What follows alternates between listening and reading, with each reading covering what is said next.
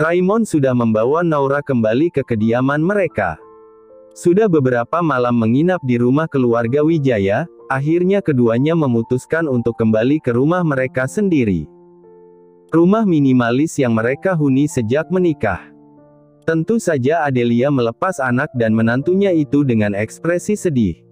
Ia merasa sepi jika tak ada Naura di sana. Tapi apa boleh buat, Adelia tidak bisa melarang mereka. Anak dan menantunya itu punya hak untuk menentukan kehidupan mereka sendiri. Adelia hanya tinggal mendoakan yang terbaik untuk keduanya. Raimon dan Naura yang ada di dalam kamar tidur mereka terlihat sudah siap untuk beristirahat. Keduanya sudah siap dengan pakaian tidur mereka. Jadi gitu ceritanya Mas, kasihan banget Fea sekarang.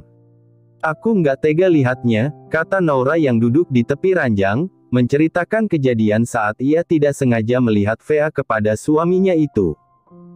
Itu mungkin balasan buat dia sayang, karena sudah beberapa kali merencanakan hal buruk untukmu. Biarkan saja Fea menuai apa yang ia tanam, tanggap Raimon dengan santai. Ia tidak begitu antusias saat mendengar nama Fea disebut oleh istrinya itu.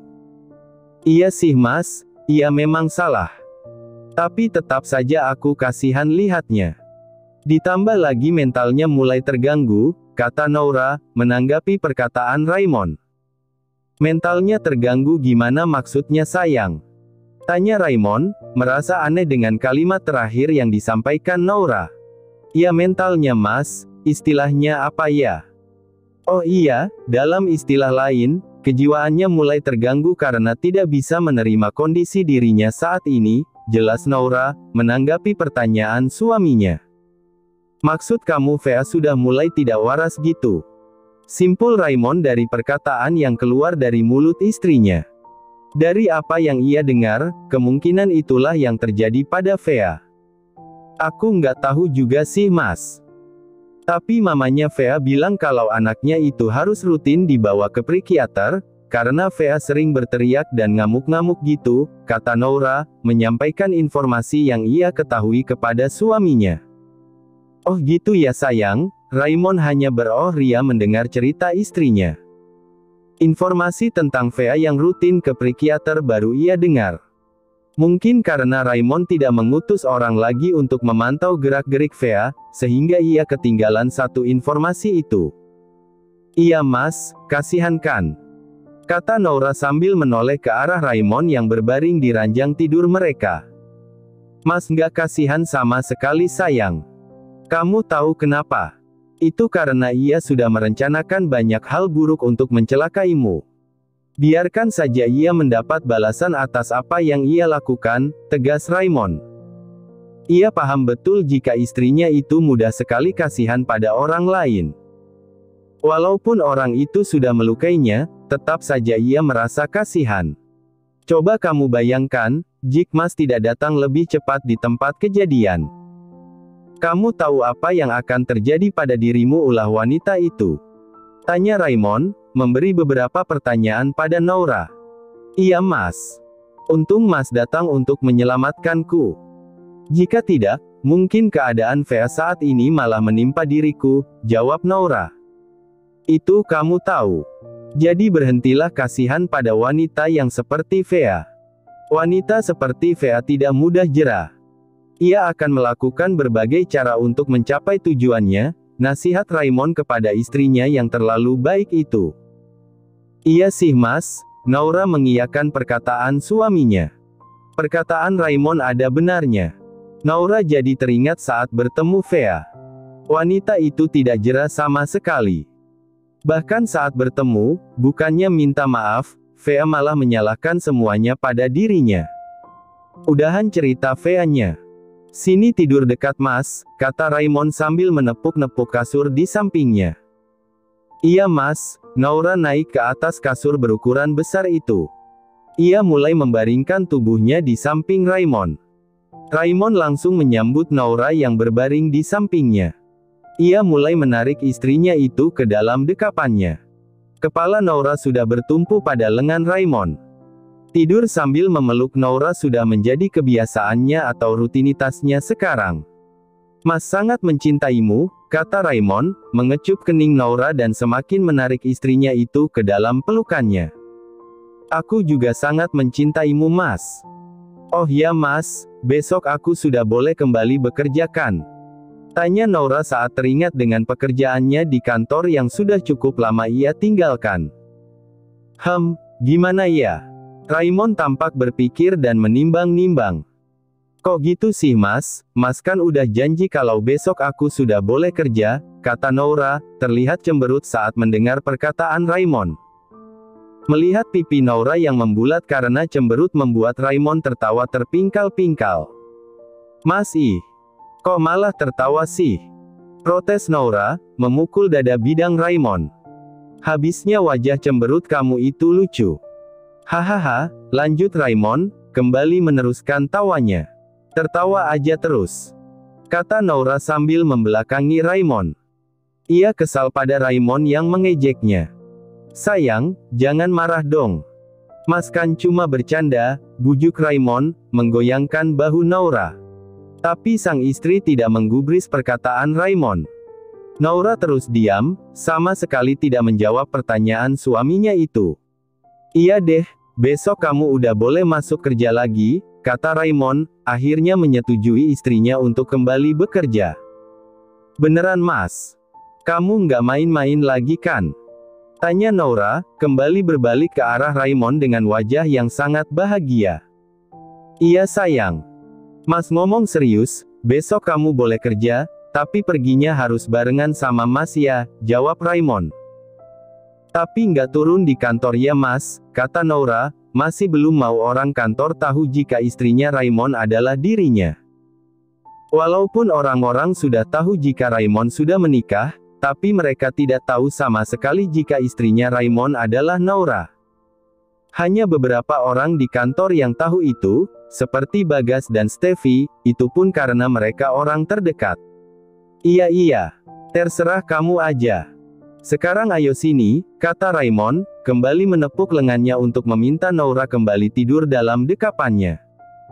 Dengan senyum mereka penuh kebahagiaan, Naura kembali masuk ke dalam dekapan Raymond. Saat Naura sudah berada dalam pelukannya, barulah Raymond memposisikan diri di atas tubuh istrinya itu. Sekarang Mas mau jatah agar bisa menahan diri selama melihatmu di kantor, kata Raymond saat sudah berhasil mengurung Naura dalam kungkungannya. Kemarin kan belum sempat Naura menyelesaikan kalimatnya, bibir ranum itu sudah disambar oleh Raymond. Dalam percuintaan panasnya, Raymond terus berharap bibitnya kali ini akan membuahkan hasil. Ia ingin istrinya segera hamil sehingga tidak perlu capek kerja lagi. Itu salah satu rencananya, hanya kehamilan yang bisa membuat istrinya berhenti bekerja. Raymond tidak tega jika melihat Naura terus-terusan bekerja. Ia ingin istrinya itu bersantai dan tinggal menikmati apa yang mereka punya. Mas, aku turun di dekat persimpangan aja ya, kata Naura saat mobil yang dikendarai Raymond sudah dekat dengan kantor mereka. Kamu yakin turun di sana? Masih jauh loh jalan dari sana ke kantor kita, tanya Raymond, memastikan apa yang dikatakan istrinya. Iya Mas, nggak masalah kok. Aku masih kuat jalan kaki kok, jawab Naura, tersenyum ke arah suaminya. Nanti kamu capek sayang. Kamu turun di parkiran aja ya, tegas Raymond, seakan sulit untuk ditolak. Tapi Mas, kalau turun di situ nanti ada yang lihat, tolak Naura, mencoba menolak saran dari Raymond. Memangnya kenapa kalau ada yang lihat? Biarin aja ada yang lihat, kan kita suami istri sayang, kata Raymond dengan cuek. Aku belum sanggup Mas. Aku nggak mau diperlakukan berbeda hanya karena aku istri CEO, jelas Naura, menyampaikan alasan yang terdengar masuk akal di telinga. Ya udah. Kalau gitu berhenti kerja aja, kata Raymond. Mas. Naura melotot ke arah Raymond yang ada di sampingnya. Iya sayang, maaf. Oke, kamu turun di parkiran aja, kata Raymond tanpa bisa ditolak Naura lagi. Mobil yang dikendarai Raymond sudah melaju masuk ke dalam kawasan kantor mereka. Naura tidak mengatakan apapun lagi. Percuma saja jika ia harus melawan Raymond, karena mobil itu sudah secepat kilat masuk ke dalam kawasan kantor. Dan sudah parkir di parkiran kantor juga. "Ayo turun sayang," kata Raymond sambil melepas seat belt-nya. "Iya, sebentar mas," jawab Noura, masih melirik kanan-kiri, depan belakang untuk memastikan tidak ada orang yang melihat ia turun dari mobil Raymond. Melihat situasi sekeliling aman, barulah Noura melepas seat belt yang ia gunakan. "Aku masuk ya mas," kata Noura sambil membuka pintu mobil dengan gerakan buru-buru. Setelah itu, Noura sudah berlari masuk ke dalam gedung kantor mereka. Melihat tingkah Noura membuat Raymond geleng-geleng kepala. Wanita itu ada-ada saja. Banyak wanita yang ingin sekali diakui memiliki hubungan dengan dirinya. Tapi Noura berbeda, ia malah tidak mau orang mengetahui kalau ia adalah istri dari seorang Raymond Wijaya, CEO perusahaan yang cukup besar itu. Melihat Noura yang sudah menghilang membuat Raymond akhirnya memutuskan menyusul masuk ke dalam gedung kantor mereka. Noura sudah kembali duduk di kursi kerjanya. Wanita cantik itu kembali sibuk dan larut dalam pekerjaannya. Sekian lama meninggalkan pekerjaan, membuat Noura cukup kelabakan. Banyak pekerjaan menunggunya yang harus secepat mungkin ia selesaikan. Kedatangan Noura kembali ke kantor langsung disambut bahagia oleh anggota timnya. Para karyawan dan karyawati di bagian pemasaran itu sangat menyambut Noura dengan penuh sukacita. Mereka bahagia manajer pemasaran mereka sudah kembali beraktivitas seperti sedia kala. Noura yang sedang duduk di kursi kerjanya tersenyum bahagia saat mengingat kedatangannya yang disambut dengan penuh sukacita itu. Ia bersyukur masih ada yang peduli padanya. Banyak pertanyaan yang dilontarkan oleh para karyawan kepada Noura mengenai cutinya, hingga membuat Noura pusing dan bingung untuk menjawabnya. Mulai dari bertanya apa alasan ia tidak masuk kerja, kenapa tidak mengabari mereka jika sedang ambil cuti liburan, dan hal-hal lain yang membuat Noura bingung untuk menjawabnya. Pertanyaan para karyawan dan karyawati dijawab seperlunya oleh Noura. Ia menjawab apa yang ditanyakan dengan ramah. Mengingat kejadian pagi itu membuat Noura merasa bahagia. Ternyata banyak para karyawan merasa kehilangan saat dirinya tak masuk kerja. Noura kembali menyeruput kopi latte yang dibelinya tadi, penyemangat di pagi hari. Setelah itu, ia kembali menyelesaikan pekerjaan yang sudah menumpuk. "Kakak," suara pintu terbuka dan seorang wanita yang tidak asing masuk ke dalam ruang kerja Noura dengan langkah cepat. "Steffi," sambut Noura hangat kedatangan Steffi, adik sepupu Raymond yang sekarang juga sudah menjadi adiknya. Noura berdiri dari duduknya dan berjalan cepat menyambut kedatangan Steffi dengan saling berpelukan. "Kakak udah mulai ngantor lagi ya?" tanya Steffi saat pelukan mereka sudah terlepas. "Iya Steph. Aku bosan jika harus di rumah terus." "Enakan kerja," jawab Noura sambil berjalan menarik tangan Steffi menuju sofa tamu yang ada di ruangannya. "Iya juga sih kak. Tapi kok kakak sebentar banget honeymoonnya?" tanya Steffi. "Itu karena Mas Raymond ada pekerjaan yang mendesak," jawab Noura. "Itu sih karena Kak Raymond gila kerja aja kak. Orang waktu honeymoon malah ngurusi pekerjaan," kata Steffi dengan ekspresi jengkel. "Hahaha, kamu ini," tawa Noura melihat ekspresi jengkel Steffi. Adik sepupu Raymond itu terlihat lucu dengan tingkahnya. "Kakak ngapain tertawa?" tanya Steffi. "Nggak kenapa-napa kok Steffi," jawab Noura sambil menahan tawanya. Kak, gimana honeymoonnya? Mantap nggak?" tanya Steffi dengan wajah penasaran. "Mantap banget Steph. Paris dan Maldives memang tempat luar biasa. Bikin kakak nggak kecewa memilih kedua tempat indah itu," jelas Noura dengan takjub, menjelaskan betapa indahnya suasana di sana. "Bukan itu yang aku tanya kak," kata Steffi. "Oh, bukan itu. Terus kamu nanya apa Steph?" tanya Noura kembali. "Itu loh kak, olahraga malamnya mantap tidak?" tanya Steffi dengan malu-malu. Olahraga malam. Kamu mau tahu ya?" tanya Noura. "Iya kak, aku mau tahu," jawab Steffi dengan cepat. Beneran mau tahu? Tanya Naura kembali untuk memastikan. Iya kak, beneran. Steffi mulai mengangguk-angguk kepalanya tanda setuju. Rasanya itu, Naura mulai mengeluarkan perkataannya. Sedangkan Steffi terlihat fokus menyimak apa yang akan keluar dari mulut Naura. Buruan nikah. Biar tahu sendiri rasanya. Kata Naura dengan diiringi tawa setelahnya. Ya, nggak seru banget sih kak. Ya udah deh kak, aku balik ke ruangan dulu. Kakak selamat kembali ke dunia pusing-pusing ya. Bye, kata Steffi, bangkit dari duduknya dan berjalan sambil melambaikan tangan keluar dari ruangan Naura. Ada-ada aja itu anak, gumam Naura kecil saat Steffi sudah pergi meninggalkan ruangannya. Kepergian Steffi membuatnya kembali larut dalam pekerjaan yang sempat terhenti.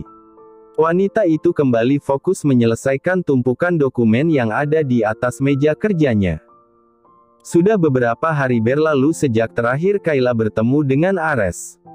Terakhir kali bertemu saat mereka menyelesaikan proyek iklan untuk kontrak kerjasama mereka. Sejak hari itu, Ares tak pernah muncul lagi di hadapan Kayla. Kayla merasa ada yang hilang dalam hidupnya. Ia yang biasanya ceria terlihat tidak bersemangat sama sekali. Kamu kenapa Kay? Tanya Liam, sang manajer, kepada Kayla. Kenapa wanita itu terlihat murung sehingga hasil pemotretannya tidak ada yang bagus? Aku nggak kenapa-napa kok kak. Hanya kurang konsentrasi aja, jawab Kayla sambil meneguk air minum yang ada di hadapannya. Ada yang lagi mengganggu pikiranmu ya? Ayo cerita, tanya Liam kembali. Tidak biasanya Kayla jadi tidak profesional begitu. Aku baik-baik aja kok kak. Aku keluar dulu ya, cari udara segar menyegarkan pikiran agar bisa konsentrasi lagi, kata Kayla, lalu berlalu pergi meninggalkan Liam yang menatap kepergian wanita itu. Pasti ini ada hubungannya dengan Pak Ares. Tidak biasanya Kayla begitu, gumam Liam sendiri setelah kepergian Kayla. Ia mulai menebak apa yang membuat Kayla tidak konsentrasi. Ditambah lagi, Ares yang biasanya selalu datang menemui Kayla malah tidak nampak batang hidungnya sama sekali. Apa mereka berdua ada masalah ya? Tapi kan hubungan mereka tidak serius itu. Gumam Liam kembali, ikut pusing memikirkan hubungan Kayla dan Ares. Kayla mencari tempat sepi untuk melepas penatnya. Entah kenapa, sudah beberapa hari ini hati dan pikirannya menjadi tak tenang. Aku kenapa sih? Tidak biasanya tidak profesional begini, gumam Kayla kecil, mengingat kesalahan yang ia lakukan selama pemotretan. Pikirannya tersita oleh Ares. Ia bingung kenapa Ares tidak pernah mengabarinya lagi. Sekedar berkirim pesan atau menelepon pun tidak. Apalagi bertemu secara langsung. Pikiran-pikiran buruk muncul di benaknya. Ia mulai menebak-nebak apa yang sebenarnya terjadi. Apa Ares nggak mau berjuang lagi ya? Tapi terakhir ketemu ia mengatakan akan berjuang untuk cintanya. Gumam Kayla sendiri, memikirkan kemungkinan yang ada. Atau aku telepon saja ya? Nggak boleh, aku nggak mau nanti Ares berpikir yang tidak-tidak, kata Kayla, masih enggan untuk menghubungi Ares duluan. Karena biasanya selalu lelaki itu yang menghubunginya duluan. Apa jangan-jangan Ares dengan Kinan? Kayla teringat dengan Kinan yang tidak sengaja mereka temui tempo hari. Wanita cantik itu terlihat akrab dengan Ares, membuat hati Kayla semakin gelisah. Ah sudahlah. Kenapa juga aku harus mikirin Ares? Aku nggak boleh begini. Gumam Kayla kembali. Kemudian wanita itu menarik napas dalam, lalu menghembuskannya. Kayla mencoba membuang jauh-jauh pikirannya tentang Ares. Ia harus fokus dalam bekerja, ia bertekad tidak boleh kalah hanya karena seorang Ares. Aku harus masuk lagi, kata Kayla sambil berdiri dari tempat duduknya. Wanita itu kembali masuk ke tempat pemotretan. Gimana? Udah tenang? Tanya Liam pada Kayla yang baru masuk dan duduk di hadapannya. Udah kok kak. Ayo kita mulai lagi. Jawab Kayla dengan penuh semangat. Kali ini ia harus bisa dan tidak boleh melakukan kesalahan lagi. Mendengar persetujuan dari Kayla, Liam meminta fotografer untuk kembali memotret Kayla agar pekerjaan mereka hari ini bisa selesai dengan cepat. Pemotretan itu kembali berlangsung. Kayla akhirnya berhasil mengusir apa yang mengganggu pikirannya. Tapi itu hanya bertahan sebentar selama pemotretan saja. Setelah pemotretan selesai, ia kembali teringat dengan Ares. Biasanya pria itu akan mengunjunginya di lokasi pemotretan sambil membawa bunga atau coklat, ataupun hadiah-hadiah kecil untuknya. Mengingat itu membuat Kayla kembali teringat dengan Ares. Aku ini kenapa sih? Kutuk Kayla pada dirinya sendiri yang tak bisa lepas dari bayangan Ares. Udah kelar semua Kai. Jadwal hari ini udah selesai. Ayo kita pulang, kata Liam, menghampiri Kayla yang masih duduk diam di kursinya. Iya kak. Gak ada jadwal lain ya? Tanya Kayla, langsung menoleh ke arah Liam yang sudah duduk di hadapannya. Untuk hari ini gak ada, jadi kamu bisa istirahat hari ini, jawab Liam dengan senyum mengembang. Ya udah kak, ayo pulang, ajak Kayla, akhirnya mengajak Liam meninggalkan lokasi pemotretan. Ia memutuskan untuk istirahat agar pikirannya lebih tenang. Kayla yang diikuti Liam berjalan menuju mobil mereka. Sesampainya di mobil, Liam langsung duduk di kursi kemudi, sedangkan Kayla sudah duduk manis di kursi penumpang. Mobil yang dikendarai Liam melaju meninggalkan lokasi pemotretan. Kak, antar aku ke tempat Noura saja, kata Kayla dalam perjalanan, teringat dengan Noura. Ia memutuskan ke tempat Noura daripada pusing di rumah sendirian. Semenjak kepulangan Noura dari bulan madu, mereka belum sempat bertemu karena kesibukan Kayla. Karena hari ini pekerjaannya tidak banyak, Kayla memutuskan menemui sahabatnya itu. Nouranya di mana Kai? Tanya Liam, menanyakan kemana tujuan ia harus mengantarkan Kayla. Di kantornya kak, kita langsung ke sana aja. Nanti kakak bisa pulang duluan. Aku bisa pulang sendiri setelah urusanku selesai, jawab Kayla langsung. Oke, siap, kata Liam, langsung menjalankan permintaan Kayla. Ia terus melajukan mobilnya menuju ke perusahaan Raymond, tempat Noura bekerja.